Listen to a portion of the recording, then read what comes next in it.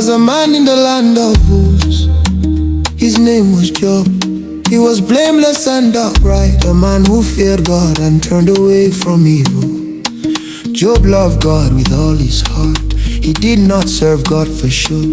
He walked with God in truth. God blessed Job greatly. He had 7 sons and 3 daughters. He had great possessions, servants and wealth. Job was the greatest man among all the people of the East.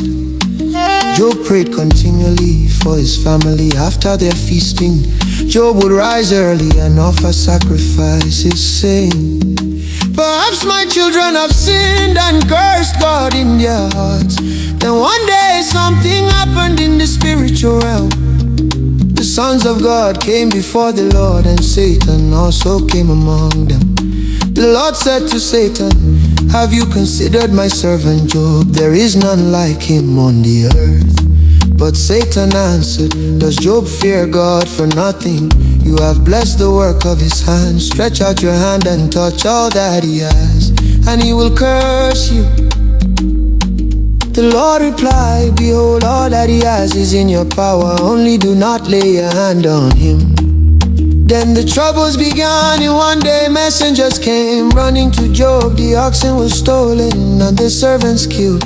Fire of God fell from heaven and burned the sheep. The Chaldeans raided and took the camels. Then the final message came, your sons and daughters were eating together, and a great wind struck the house, it collapsed, and they are dead. Job stood up, he tore his robe, he shaved his head, he fell to the ground and worshipped. Job said, "Naked I came from my mother's womb, and naked I shall return. The Lord gave and the Lord has taken away. Blessed be the name of the Lord." In all this Job did not sin nor charge God with wrong. Again Satan came before God. Satan said, "Skin for skin, touch his bone and his flesh, and he will curse you." God replied, "He is in your hand, but spare his life."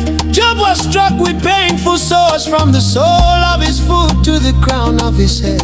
He sat among ashes, scraping himself in pain. His wife said, "Do you still hold fast to your integrity? Curse God and die." But Job answered, "Shall we receive good from God, and shall we not receive evil?" In all this Job did not sin with his lips. Job's friends came to comfort him, but instead they accused him. They said his suffering must be because of sin. Job cried out in pain. He questioned God, yet he declared with faith, "I know that my Redeemer lives, and at last he will stand upon the earth."